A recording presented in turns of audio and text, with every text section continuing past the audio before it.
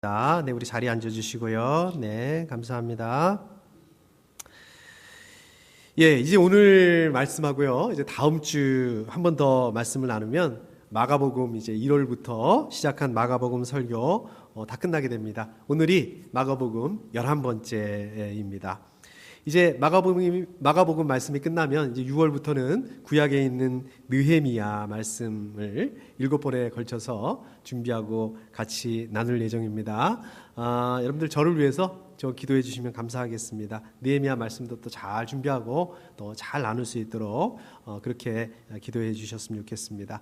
오늘 말씀은 우리 예수님께서 주신 우리 사람들에게, 우리 그리스도인들에게 주신 지상 대사명이라고 알려져 있는 말씀입니다. 여러분들 지상 대사명, 지상 대명령이라고 알려져 있는 말씀입니다. 지상 대명령.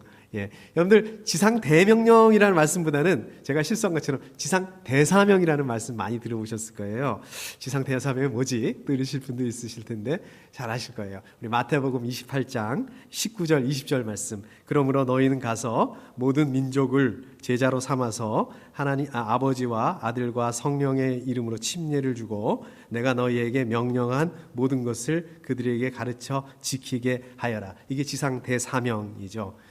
그러니까 예수님께서 십자가에서 이제 부활하시고 40일이 지나신 다음에 이제 하늘로 승천하시기 전에 이제 그 제자들과 믿는 그리스도인들에게 주신 아주 크고 또 중요한 사명, 그래서 지상 대사명이라고 부릅니다. 영어로는 Great Commission이라고 이렇게 합니다. 자, 그런데 오늘 말씀은 지상 대사명이 아니라 지상 대명령이라고 합니다. 영어로는 Great Commandment라고 이렇게 얘기를 합니다. 복잡하시죠? 무슨 지상 대사명이니 지상 대명령이니 뭐 이렇게 많냐, 뭐 그게 그런 걸 다 알아야 되냐, 그런 게 중요하냐 이렇게 생각하실 수도 있는데 제가 지난번에 말씀드린 것처럼 이게 중요합니다.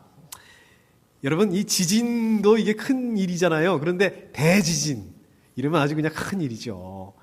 재난 상황이다, 이것도 큰데 대재난, 대재앙 이렇게 되면 아주 이게 큰 일이죠. 감이 오시나요? 예수님께서 우리 그리스도인들에게 명령하신 거, 이거 중요하죠. 예수님께서 명령하신 거니까 중요한데 그냥 명령이 아니라 대명령입니다. 거기다가 지상 대명령, 땅에서 주신 대명령이다. 그러니까 이게 얼마나 중요하면 이렇게 이름을 붙였겠습니까? 우리 그리스도인들뿐만 아니라 저와 여러분들도 이 지상 대명령이 이게 뭔지 꼭 알고 있어야 되는 거죠. 이거를 꼭 해야 되는 거고 꼭 지켜야 되는 거다. 그래서 우리가 지상 대명령이라고 이렇게 이름을 붙여서 기억을 해야 되는 것입니다. 지상 대사명, 대명령 말고요. 지상 대사명, 요거는 이제 하늘로 승천하시기 직전에 예수님께서 말씀하시고 주신 거라고 그랬는데, 그러면 오늘 말씀 이 지상 대명령은 요거는 언제 말씀하신 걸까요? 언제 주신 걸까요? 여러분들 그 지난주일 말씀 기억나세요? 이 마가복음 11장 1절 이렇게 시작하는데 그 앞부분이 무슨 내용이라고 그러셨습니까? 이제 예수님께서 나귀를 타고 예루살렘에 입성하는 그런 장면이죠. 이거 종료주일, 영어로 팜 선데이. 그러니까 이날이 주일날이었습니다. 그리고 그 다음 날 월요일날 아침에 어떤 일이 있었습니까? 예수님이 이렇게 다시 예루살렘으로 들어가시는데 잎사귀는 굉장히 많은데 열매가 없는 그 무화과를 보시고 그거를 저주하시죠. 받으세요. 예, 저주하시죠. 그런데 이제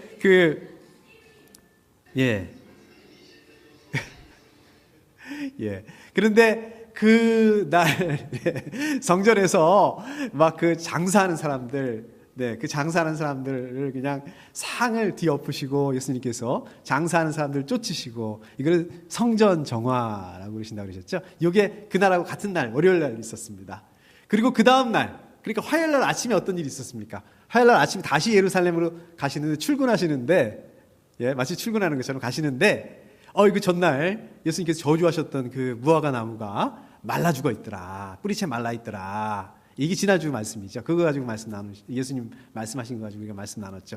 그러니까 이게 화요일이었잖아요. 그러니까 고난주간 화요일 날. 근데 그 이후로 계속해서 말씀이 이어져서 뭐 날짜가 넘어갔다 이런 말이 없습니다. 그래서 오늘 말씀은 고난주간 화요일 날 있었던 말씀이에요. 그러니까 예수님께서 이제 3일 있으면 어떻게 되는 겁니까? 십자가에 고난받으시고 죽으시게 되는 이러한 그 시간적인 배경 가운데서 말씀하신 거예요. 그러니까 명령을 하시는데, 지상 대명령을 주시는데, 이제 3일 있으시면 자기가 십자가에 죽으실 거를 아시잖아요. 그 중에서 그 심정으로 말씀하셨으니까 이 마음이 어떠셨겠어요? 이 지상 대명령을 말씀하시는 그 예수님의 그 심정이 어떻겠습니까? 그 각오가 어떻겠습니까? 우리가 이 시간적인 배경을 이렇게 좀 알고서 보면 이 문자와 문자 사이에 행간의 그런 그 심오한 의미를 또 맛볼 수 있습니다. 자, 이제 오늘 말씀에서 보면 율법학자가 한 사람이 와서 예수님한테 와서 이렇게 묻습니다. 모든 계명 가운데서 가장 으뜸이 되는 것은 어느 것입니까? 이렇게 묻습니다. 여러분들 어떻습니까? 이 질문을 보면 굉장히 뜬금없다. 무슨 이런 질문을 하는가? 이런 생각을 좀 할 수 있을 겁니다. 자, 이 사람은 도대체 누구인가? 율법학자라고 그랬는데 누구이길래 예수님에게 이런 걸 묻고 있는 건가? 왜 이거를 묻고 있는 건가? 이것도 마찬가지로 그 당시의 배경을 좀 보시면 좀 왜 이렇게 이 사람이 이런 거를 묻게 되는지 좀 이해하기가 좀 쉽습니다. 저 여러분들이 가지고 있는 성경에 보면 이 세번역에 보면 오늘 우리가 같이 읽은 대로 보면 이 사람이 율법학자라고 이렇게 말씀하고 있어요. 그런데 개역개정이죠. 옛날 우리 보던 그 성경의 번역에 보면 율법학자라고 안 돼 있고 서기관이라고 돼 있습니다. 여러분들 그 서기관이라는 말씀 많이 들어보셨죠? 자, 근데 제가 좀 자료를 찾아보니까 이 서기관이라는 그 직책이 굉장히 옛날부터 있었던 직책입니다. 다윗 왕 시대까지로 올라갑니다. 이 서기관이라는 직책이 사실은 다윗 왕이 만든 거예요. 이제 이집트, 원래 이집트에 있었던 그 직책인데요. 다윗이 그 이집트에 있는 그것을 보고 이제 본따서 만들었습니다. 원래는 이 서기관이라는 게 이름을 보면 대충 감이 나오죠. 이게 왕의 비서 역할을 했던 사람입니다. 회계를 담당하기도 하고 또 문서를 기록하고 정리하고 이제 이런 일을 하는 사람이 서기관이에요. 서기잖아요. 예, 이런 일을 했다고 이렇게 합니다. 자, 그런데 그 뒤에 이제 이스라엘이 멸망하고 그 다음에 이제 포로로 잡혀가고 이제 이렇게 되니까 왕이 없어지니까 자연스럽게 어떻습니까? 서기관이 필요가 없게 되죠. 그 왕의 그 비서인데 그 임무가 없어지지 않습니까? 그러니까 그때부터는 이제 그 서기관이라는 제도가 없어진 게 아니라 서기관이라는 그 임무가 그 사명이 좀 바뀝니다. 어떤 일을 하게 되냐면 그다음부터는 이제 율법을 해석을 하고 또 율법을 가르치는 일을 주로 하게 됩니다. 그러다가 이제 신약 시대에 와서 예수님 시대에 와서는 이 율법학자들, 서기관들이 바리새파에 소속이 돼요. 그리고 또 그 사내들인 공의회, 그러니까 그 아주 이스라엘 중에서는 지도층이고 또 엘리트 계층이고요. 또 이 기득권층에 속한 그런 계층이 됩니다. 그런 사람들입니다. 그러니까 오늘 말씀에서 예수님을 찾아온 이 사람도 그런 사람 중에 한 사람이에요. 자, 그렇다면 이런 사람이 뭐가 부족해서 뭐가 아쉽다고 해서 예수님을 찾아와서 이렇게 질문을 하게 됐는가?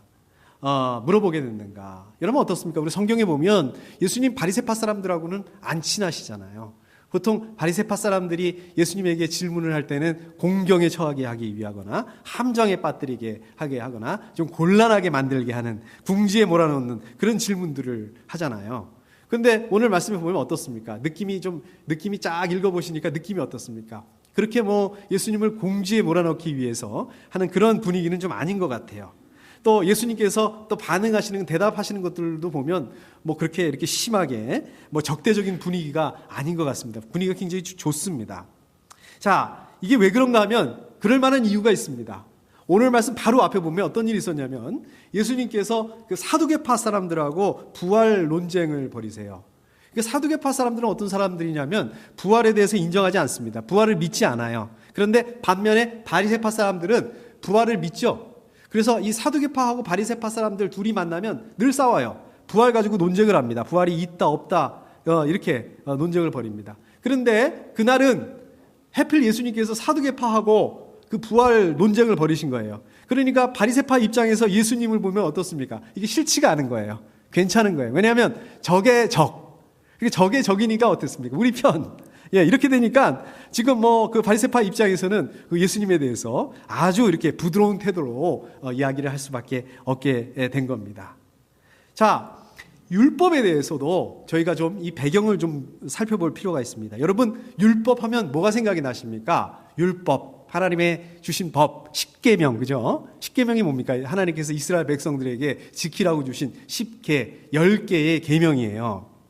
자, 그런데 예를 들어서 한번 생각을 해보십시오. 십계명 중에 이런 말이 있습니다. 안식일을 기억하여 그날을 거룩하게 지켜라. 안식일을 거룩하게 지키라는 거예요. 자, 안식일을 거룩하게 지키는 게 어떻게 지키는 건가?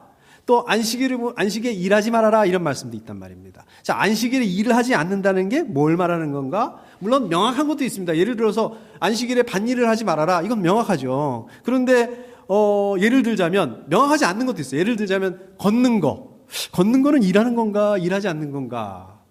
자, 우리 전사님한테 물어봤더니 땀이 나도록 걷는 거는 일하는 거라네요. 우리 전사님이 이스라엘에 있었으니까. 그런데 보면은 일반적으로 그래서 이런 부분들에서 세부 규정을 자꾸 정해요. 예를 들자면 걷는 거는 1마일 이상 걸어가면 이건 일이다. 그래서 안식일에는요 1마일 이상 걸어가면 안 된답니다. 그래서 보통 유대인 공동체들은 회당을 중심으로 해서 예배는 드려야 되니까 이제 1마일 안쪽으로 이렇게 사는 경우가 많이 있다고 합니다. 아무튼 이런 식으로 십계명에서 시작한 게 자꾸 세부 규정들이 늘어나요. 세부 규정들이 만들어지고 늘어나고 하다가 이게 얼마나 늘어나게 되냐면 10개에서 613개까지 늘어나게 됩니다. 613개. 많이 들어보셨죠? 근데 그 중에서 248개. 야, 이건 또 무슨 숫자인가 그러실 거예요. 저도 이번에 처음 알았습니다.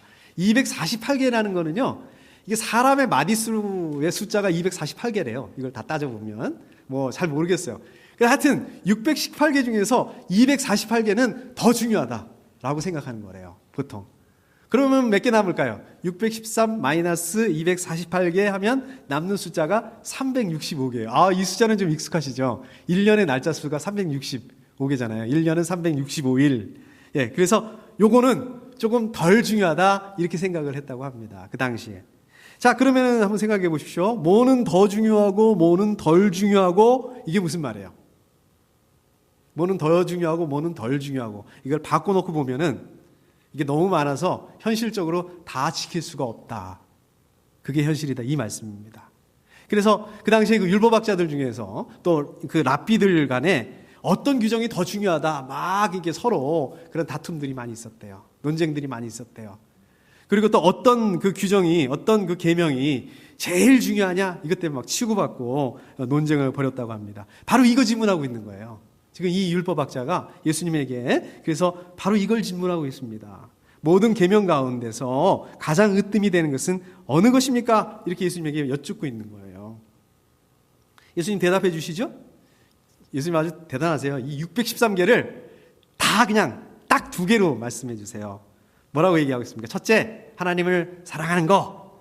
둘째, 이웃을 사랑하는 거. 딱 이렇게 말씀하십니다.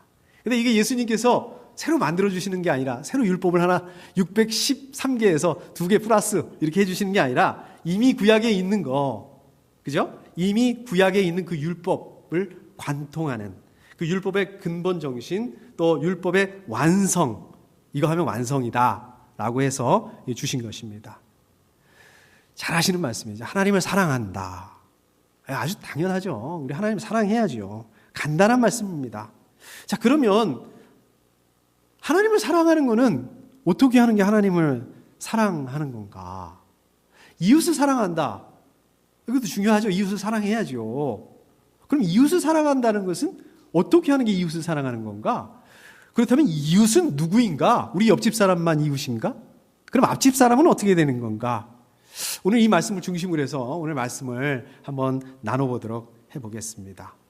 우선 30절 말씀에 보면 예수님께서 이렇게 대답을 해 주십니다. 내 마음을 다하고 내 목숨을 다하고 내 뜻을 다하고 내 힘을 다하여 너의 하나님이신 주님을 사랑하여라. 이렇게 말씀하세요. 이게 굉장히 긴데요. 이 긴 부분을 2부분으로 나눠볼 수 있습니다. 그러니까 내 마음을 다하고 내 목숨을 다하고 내 뜻을 다하고 이 부분하고요. 이 앞부분하고요. 뒷부분 너의 하나님이신 주님을 사랑하여라. 이렇게 2부분으로 나눠볼 수 있습니다. 자, 예수님의 골자는 어디 있을까요? 어느 부분이 중요할까요? 앞부분일까요? 뒷부분일까요?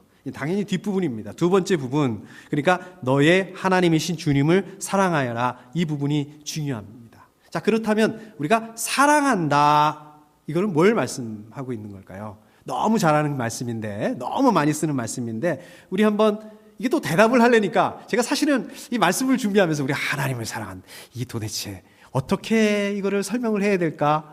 이게 쉽지가 않더라고요. 그러면 우리 사람들을 사랑하는, 우리 결혼하시기 전에 우리 그 남편, 아내를 어떻게 사랑하셨는지, 또 우리 아이들, 우리 부모님을 어떻게 사랑하셨는지 한번 생각을 한번 해보시자고요. 우리가 사람을 사랑하게 되면 어떻게 됩니까? 사랑하면 어떻게 됩니까? 자꾸 그 사람에 대해서 생각을 하게 됩니다. 가만히 있어도 생각나고, 누워 있어도 생각나고, 얼굴이 떠오르기도 하고, 또 뭔가 하면서도 괜히 웃음이 나오기도 하고, 그렇습니다. 자꾸 그 사람에 대해서 관심을 가지게 되죠. 우리 그 사람은 어떤 성격을 가지고 있는지, 또 뭘 좋아하는지, 지금 마음이 어떤지, 자꾸 이런 거에 대해서 알고 싶은 생각이 듭니다. 그러시죠? 너무 오래되셔서 잊어버리셨나요? 마찬가지로 저와 여러분들이 하나님을 사랑한다는 것은 어떻게 됐습니까? 마찬가지죠. 먼저 하나님에 대해서 우리가 깊이 생각해야 된다는 것입니다. 하나님에 대해서 우리의 관심을 집중해야 된다는 것입니다. 이게 하나님을 사랑한다는 거죠. 하나님이 뭘 좋아하시는지, 내가 지금 이렇게 하고 있을 때 하나님은 어떤 마음이실까? 하나님 내가 이렇게 하는 걸 좋아하실까? 싫어하실까? 또 하나님 어떤 성품을 가지고 계신 분이실까? 우리가 이 부분에 대해서 관심을 가져야 된다는 거예요. 우리가 이 부분에 대해서 깊이 생각해. 이게 하나님을 사랑하는 거라는 것입니다. 그런데 이거를 그냥 단지 입으로만 사랑하는 게 아니에요. 머리로만, 지식으로만 사랑하는 게 아니라 뭐라고요? 마음을 다하고, 목숨을 다하고. 여기 보면 좀 걸려요. 하나님을 위해서 목숨을 바칠 정도가 돼야 된다. 하나님을 위해서 순교할 각오를 해야 된다. 이렇게 말씀하고 있습니다. 뜻을 다해서 사랑해야 돼. 뜻을 다한다는 것은 우리의 의지를, 우리가 그렇게 결단, 내가 순교해야지, 이렇게 결단할 수 있어야 된다. 이게 신앙의 핵심이다라고 말씀하고 있는 것입니다. 근데 이거를 그냥 잠깐, 내가 옛날에 한번 그런 적이 있지, 이게 아니라 계속해서 옛날뿐만 아니라 지금도 그렇고 앞으로도 그렇게 우리의 삶을 통틀어서 우리 삶의 전체에 걸쳐서 이렇게 해야 된다. 자, 그러면 어떻습니까? 우리 너무 잘 하시는 말씀, 너무 많이 읽고 있는 말씀, 내 하나님을 내 마음을 다하고 내 목숨을 다하고 내 뜻을 다하고 내 힘을 다하여 너의 하나님이신 주님을 사랑하여라. 자, 이 말씀 어떻습니까? 이제 제가 이렇게 말씀드리니까 어떻습니까? 할만하네, 이런 생각이 드세요? 아니면 이거 쉽지 않겠네, 이런 생각이 드세요? 어떻습니까? 두 번째죠. 쉽지 않죠. 어렵습니다. 부담감이 그냥 확 몰려옵니다. 솔직히 말해볼까요? 솔직히 말하면 우리는 이걸 감당할 능력이 안 됩니다. 이거 못합니다. 못하시잖아요. 근데 중요한 거는 예수님께서도 우리가 이걸 감당할 수 없는 능력을 이미 아시고 계신다는 거예요. 아시고서 지금 이 말씀을 하셨다는 거예요. 자, 그러면 예수님께서 못할 거 아는데다가 왜 거기다 그 얘기를 하셨을까? 왜 못할 걸 아는 걸 이렇게 해야 된다, 하나님 사랑해야 된다, 이렇게 말씀하셨을까요? 잘 생각을 해보니까, 여러분 잘 생각해 보십시오. 잘 생각을 해보니까 이게 반대로 얘기하고 계시는 거더라고요. 반대로 보면 됩니다. 그게 무슨 말씀이냐면, 지금 하나님께서 우리에게 마음을 다하고 목숨을 다하고 뜻을 다해서 우리를 사랑하셨다. 저와 여러분들을 그렇게 사랑하셨다. 이 말씀이더라고요. 근데요, 하나님께서 그냥 입으로만 사랑해 주신 게 아니라, 저와 여러분들을 사랑해 주신 게 아니라, 우리를 사랑하시는데 십자가에 죽기까지 목숨을 다해서, 아까 그랬죠, 목숨을 다해서 하나님의 뜻을 다해서 사랑하셨다.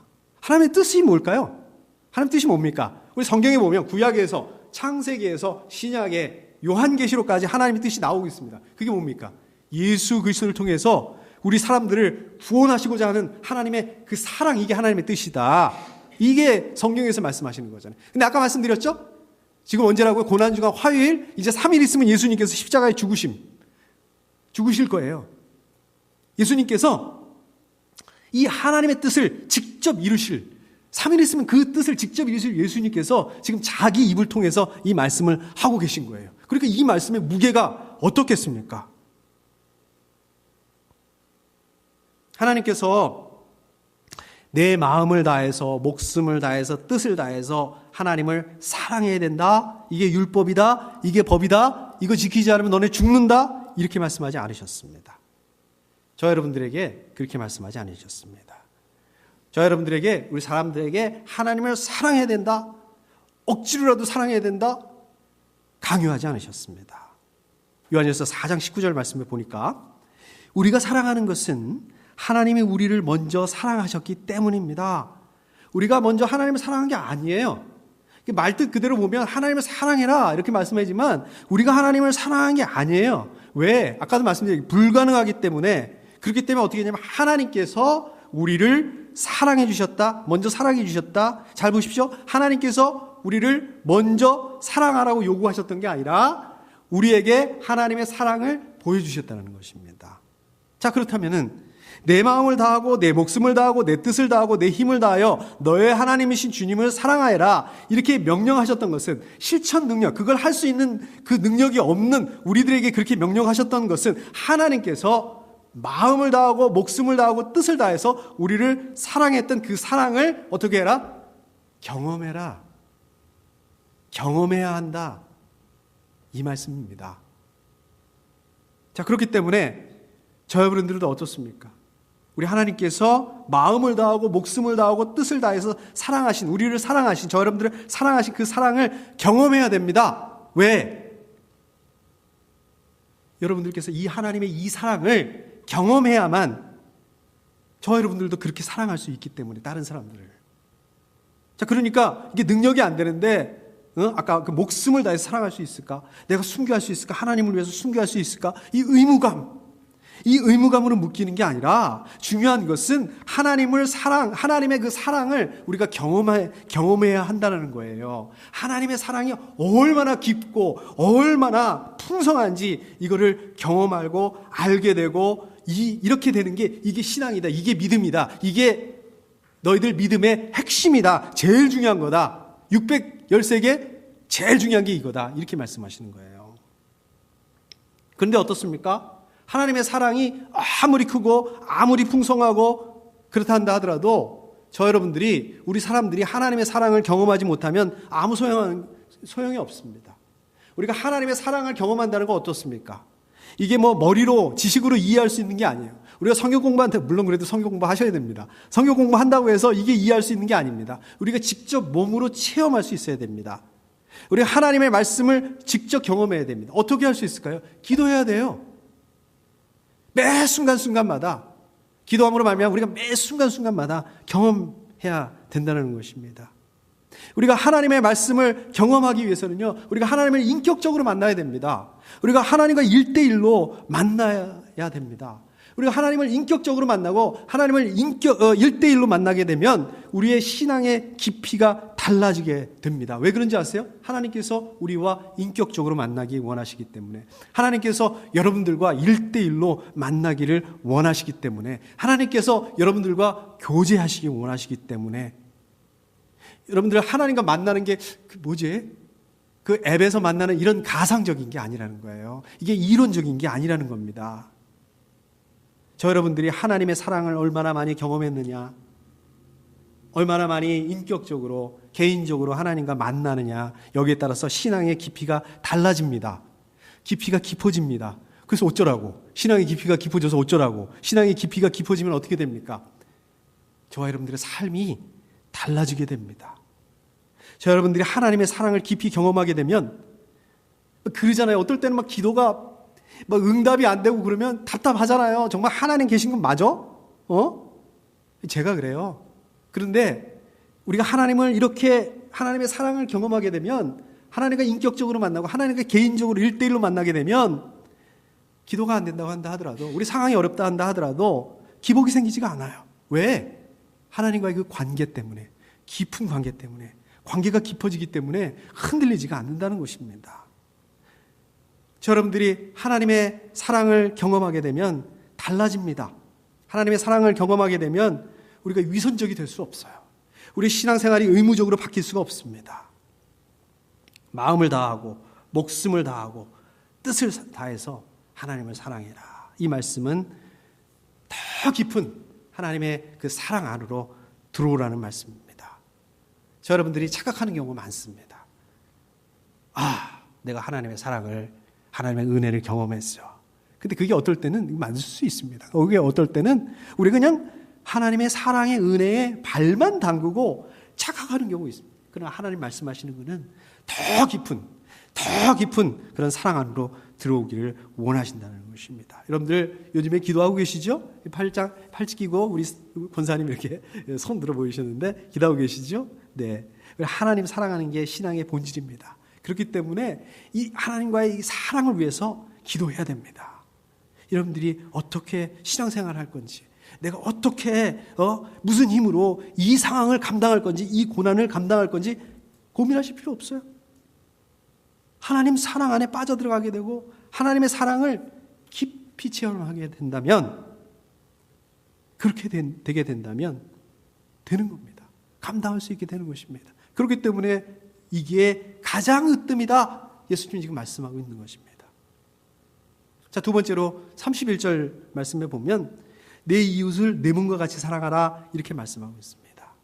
이 말씀은 예수님께서 지금 레위기 말씀 19장 18절 말씀 인용해서 말씀하고 있습니다. 여기 보면 내 이웃이라고 말씀하고 있죠. 이 이웃은 누구를 말씀하고 있는 걸까요? 여러분들 그 이웃 하면 누가 생각이 나세요? 누가 제일 먼저 떠오르세요? 옆집 사람? 앞집 사람? 자, 이 말씀을 듣고 있었던 그 유대인들은 그 당시에 이웃 하면 누굴 떠올렸을까요?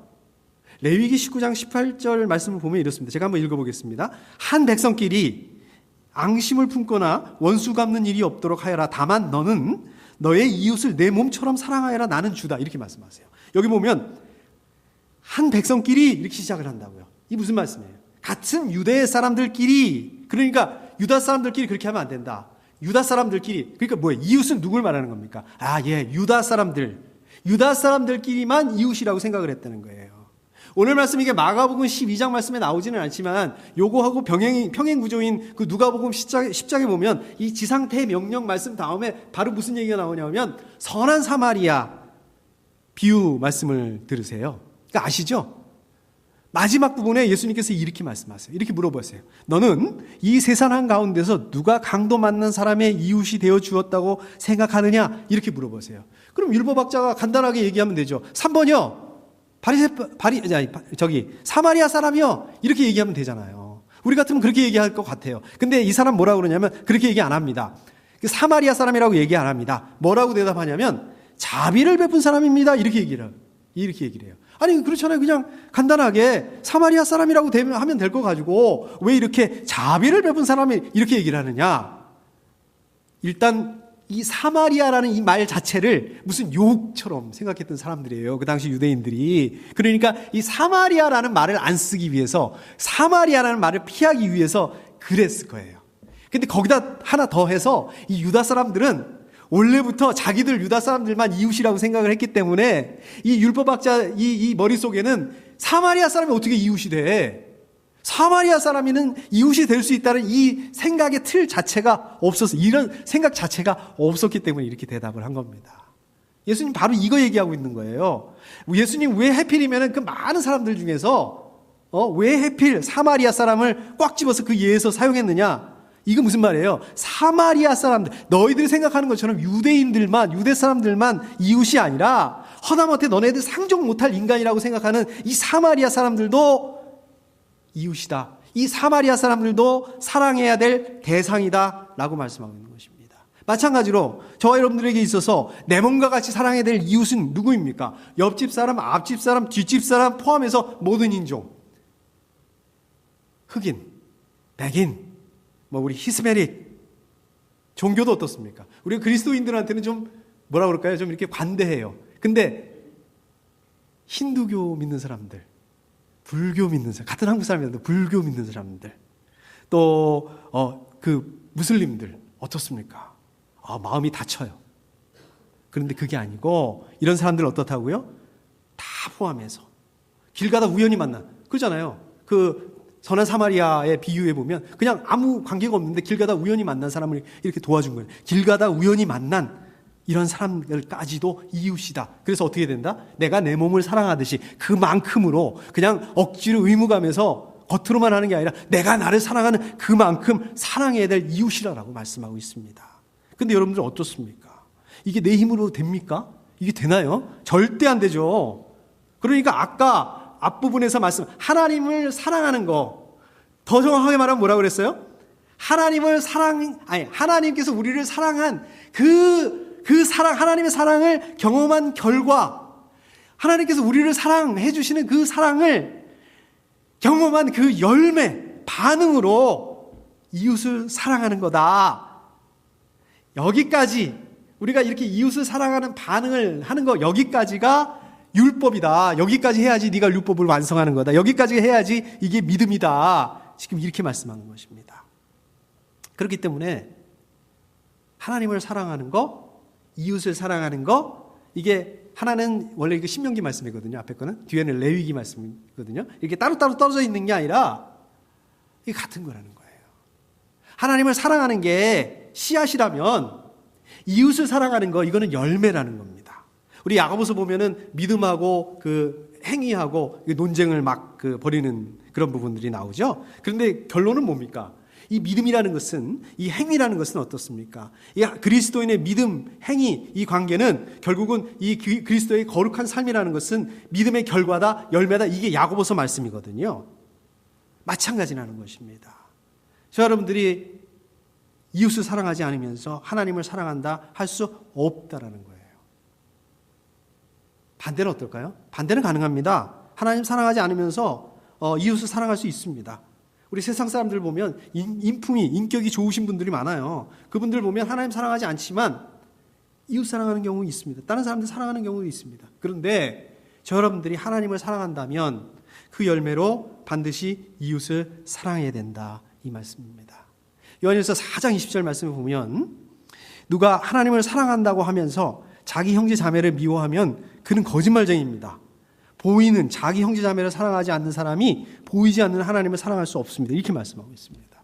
자, 그렇기 때문에 저와 여러분들이 이웃을 사랑할 수 있는 이 능력은 우리 안에서 나오는 것이 아니라 우리 안에 있는 성령님으로부터 나오는 것입니다. 하나님을 사랑하면, 우리가 하나님의 사랑을 경험하게 되면 다른 사람을 품을 수 있고 또 다른 사람들을 사랑할 수 있는, 다른 사람들을 용서하고 이해할 수 있는 그 능력을 가지게 된다는 것입니다. 여러분, 제 얘기를 해서 좀 안 됐지만 오늘 좀 제 얘기를 좀 드리겠습니다. 제가 나눔교회에서 전도사하고 부목사로 섬길 때 제 사역이 좀 많이 있었는데 그 중에 하나가 뭐였냐면 이 미국 교회. 이제 그 교회도 이 미국 교회 건물을 사용하잖아요. 그 미국 교회하고 커뮤니케이션, 제가 그 창구 역할을 했습니다. 이 말이 좋아서 커뮤니케이션 창구 역할이지, 이 좋은 일보다 좋지 않은 일을 처리해야 될 그런 일이 훨씬 더 많았어요. 그 당시 지금은 굉장히 좋다고 그러더라고요. 근데 그 당시에는 이 미국 교회가 재정 상태가 좋지 못해가지고 청소를 용역업체에다 맡기지 못했어요. 그리고 이제 자기들이 직접 했습니다. 그 미국 교회에서 직접 청소를 하고 저희한테 좀 도와달라고 그랬어요. 화장실에 있는 쓰레기통이나 그런 거나 좀 비워줘라. 그런데 그냥 주일이 끝나고 나면 월요일에 이렇게 이메일이 날라오는 거예요, 저한테.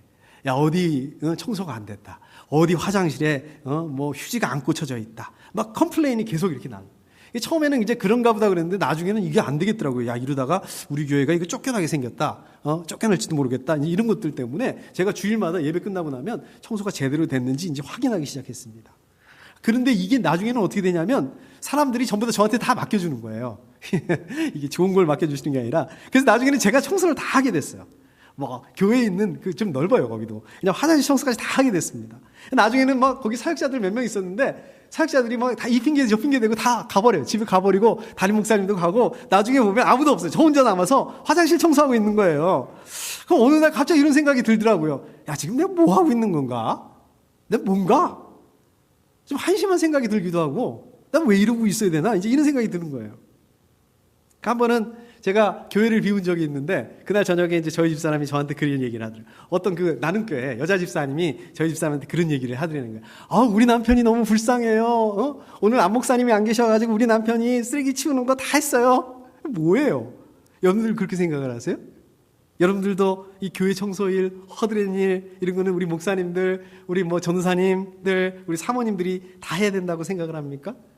저는 이렇게 생각합니다. 물론 우리 목사님들, 사모님들, 전도사님들 솔선수범 몸을 보여야 되고 섬겨야 됩니다. 저 우리 양전사님한테, 우리 사모님한테 제가 틈만 나면은 그거를 좀 권면을 많이 드려요. 그리고 부탁해요. 우리 좀 많이 좀 섬겨달라고. 그렇지만은 교회 일이라든지 허드렛 일이라든지 이런 것들이 우리 사역자들이 해야 될 그런 전유물은 아니라고 생각을 합니다. 우리 교회 식구들이 다 같이 나눠 지어야 될 일이라고 생각을 합니다. 왜 그렇게 해야 될까요? 왜 우리가 나눠져야 될까요? 여러분들 하나님 사랑을 경험했기 때문에. 그렇기 때문에 우리 이 교회 일, 우리 교회에 섬기는 이 사역, 작은 부분부터 큰 부분까지 우리 나눠질 수 있는 열매로 나타낼 수 있어야 됩니다. 여기까지가 여러분들 하나님을 믿는 그 믿음의 열매, 믿음의 반응으로 나타날 수 있어야 됩니다. 제가 여러분들을 위해서 기도하고 있습니다. 요즘 사람들 보면은 어떻습니까? 특히 우리 젊은 사람들 보면 많이 그런 것 같아요. 자기들 생각만 하고 자기 중심적으로 해석을 하고 자기 중심적으로 판단하고 살아가는 경우가 많아요. 이거는 이 젊은 사람들, 이 세상 사람들이 잘못된 게 아니라 세상의 문화가 그런 것 같아요. 그런 삶을 부추기는 것 같아요. 그런데 이게 행복한 것 같은데, 그래야 행복이 있다라고 말하는 것 같은데, 그런데 이거는 불행한 일입니다. 물론 자기를 사랑하는 건 중요합니다. 자기를 사랑해야 합니다.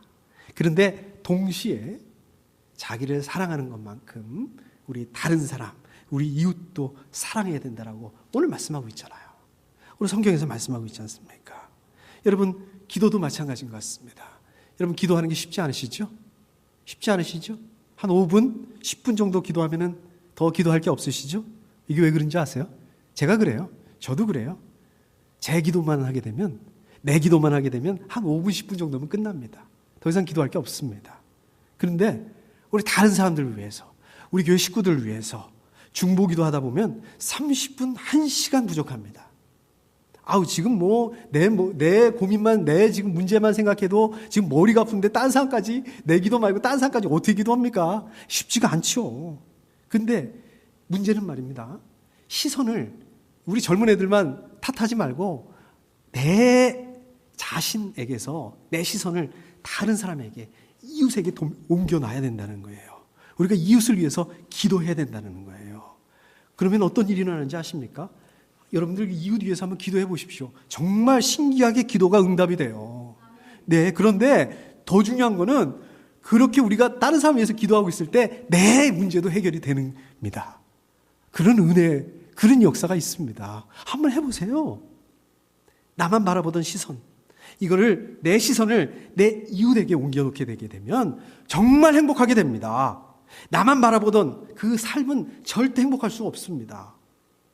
여러분들 혹시 어릴 적에 그 돋보기 가지고 불 붙여보신 적 있으세요? 저는 어릴 적부터 이거 사이언스 쪽에 좀 관심이 많아가지고 그 국민학교 시절인가 사이언스 시간에 그거를 배웠어요. 돋보기 가지고 불을 붙일 수 있다는 사실을 배웠습니다. 그래가지고 그거를 굳이 안 해도 되는데 정말 그 학교 앞에 있는 문방구로 가서 돋보기 이만한 거, 큰 거, 지금도 기억이 납니다. 이걸 사고요. 그 까만 먹지 있죠. 옛날에 이렇게 그 먹지에다 쓰면 이렇게 뒤에다 이렇게 베겨놔서 되는 그 먹지를 2개를 샀어요. 그래서 점심시간에 시키지도 않았는데 그 밥을 먹고 나가서 운동장에 앉아가지고 이 해 있는데 거기서 이렇게 그 해에다 초점을 맞춰가지고 돋보기에다 이렇게 초점을 맞추니까 야, 정말 1분도 안 돼서요. 거기서 연기가 나더라고요. 연기가 나서 나중에 이렇게 불이 붙더라고요. 여러분들 잘 생각해 보십시오. 이 돋보기가 없으면은 그 먹지에 연기가 나고 불이 붙을 수가 없습니다. 그렇지만은 그 돋보기가 그 열을 내고 그 에너지, 먹지에다 불을 붙일 수 있는 그 능력이 있는 게 아닙니다. 그 그 에너지는 해에서 시작이 되고 해에서 오는 거예요. 돋보기는 어떻습니까? 그 해를 반사시켜주고 통과시켜주는 거예요. 제가 오늘 말씀을 준비하면서 내 마음을 다하고 내 목숨을 다하고 또 내 뜻을 다하고 내 힘을 다하고 너의 하나님이신 주님을 사랑하여라. 또 내 이웃을 내 몸과 같이 사랑하여라. 저는 이 두 말씀을 신명기, 레위기 따로따로 생각을 하면서 말씀을 준비했어요. 따로따로 말씀이다라고 생각을 했습니다. 근데 말씀을 준비하면서 보니까 이 말씀이 따로따로가 아니라 하나더라고요. 하나로 붙어 있더라고요. 오늘 말씀 준비하는데 그 어릴 적에 제가 했던 그 돋보기, 그 생각이 나더라고요. 저는 제가 하나님을 사랑한다고 믿었습니다. 저는 제가 하나님을 사랑해야 된다고 믿었습니다. 이거는요, 마치 돋보기가 지 힘으로 그 먹지에다가 불을 붙여보겠다, 직접 태워보겠다, 이거는 마찬가지. 이거 말이 됩니까? 당연히 말이 안 되죠. 불가능합니다. 근데 그게 아니더라고요.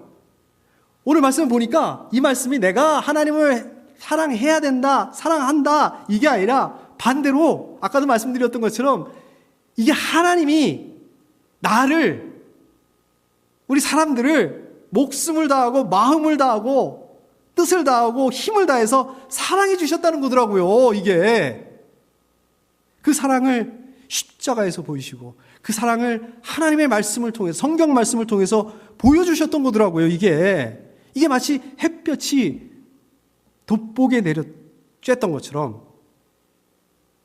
이 십자가를 통해서, 말씀을 통해서 하나님의 사랑을 경험할 수 있어도 이렇게 하셨던 것입니다. 그러니까 여러분, 어떻게 해야 되겠습니까? 우리가 하나님의 사랑을 알아야 됩니다. 하나님의 사랑을 경험해야 됩니다. 우리가 하나님의 사랑을 체험해야 됩니다. 우리가 하나님의 사랑을 체험해야지만, 경험해야 되지만 우리 여러분들 안에 있는 그 상황들을 이겨낼 수가 있어요. 어려움, 고난, 극복할 수 있는 힘을 가질 수가 있습니다. 우리가 하나님의 사랑을 경험해야지만 그 사랑을 가지고 이웃을 사랑할 수 있는 힘을 가지고 있을 수 있습니다. 그 돋보기가 햇빛을 받아야지만 그걸 가지고 먹지를 태울 수 있는 그 에너지를 가지고 있는 거하고 똑같습니다. 여러분, 들어가는 게 있으면 나오는 게 있는 게 당연한 거예요. 여러분들 안으로 하나님의 사랑이 들어오면 여러분들 바깥으로 반드시 이웃을 사랑하는 그 사랑으로 나오게 돼 있습니다. 하나님의 사랑을 경험하지 않고 이웃을 사랑하려고 한다면 이건 안 됩니다. 힘만 들어요. 그런데 하나님의 사랑을 경험하는 데 초점을 맞추게 되면 이웃을 사랑하는 것은 저절로 됩니다. 자동적으로 됩니다. 여러분들 그거 진짜 해보셨는지 모르겠어요. 제가 이렇게 해보니까 돋보기를 이렇게 해에다가 이렇게 맞추면은요, 처음에는 이게 어려워요. 초점 맞추는 게 어려워요. 처음에는 이게 잘 안 됩니다. 근데요, 초점만 잘 맞춰놓고 보면 그 다음에 그 먹지 타는 거는요, 그거는 제가 아무것도 안 해도 자동으로 됩니다. 그냥 자동으로 될 수밖에 없습니다. 관건은 먹지를 어떻게 태우느냐가 문제가 아니라 돋보기를 어떻게 태양에다가 해에다가 초점을 맞추느냐, 이게 관건이에요. 여러분, 어떻게 하면 여러분들의 문제를 해결할까, 여기다가 포커스 맞추잖아요. 이게 기도 제목이잖아요. 근데 그게 관건이 아니더라고요. 여러분들이 어떻게 하나님의 사랑에 초점을 맞추느냐. 여러분, 우리 교회 위해서 기도하시잖아요. 우리 교회가 어떻게 하면 부흥할 것인가, 이게 관건이 아니더라고요. 우리 교회가 어떻게 하나님의 사랑에다 초점을 맞추느냐, 하나님의 말씀에다 초점을 맞추느냐, 이거더라고요. 오늘 말씀을 보니까. 여러분, 이번 한 주간 이 하나님의 초점을 잘 맞추실 수 있는 한 주간이 될 수 있기를 축복합니다. 여러분들을 사랑하시되 십자가에 죽으시기까지 사랑하셨던 예수 그리스도의 그 사랑을 기억하고 체험할 수 있는, 또 그 사랑을 기억하고 경험하고 마는 게 아니라 그 사랑 때문에 여러분들 이웃까지, 또 여러분들 가족들, 식구들, 우리 교회 식구들, 우리 삶의 현장에서 그냥 잠깐 스쳐가는 사람들까지 사랑하고 섬길 수 있는 귀한 우리 생명생 가족 다 되실 수 있기를 축복합니다. 우리 함께 기도하겠습니다. 하나님 아버지, 감사합니다. 하나님,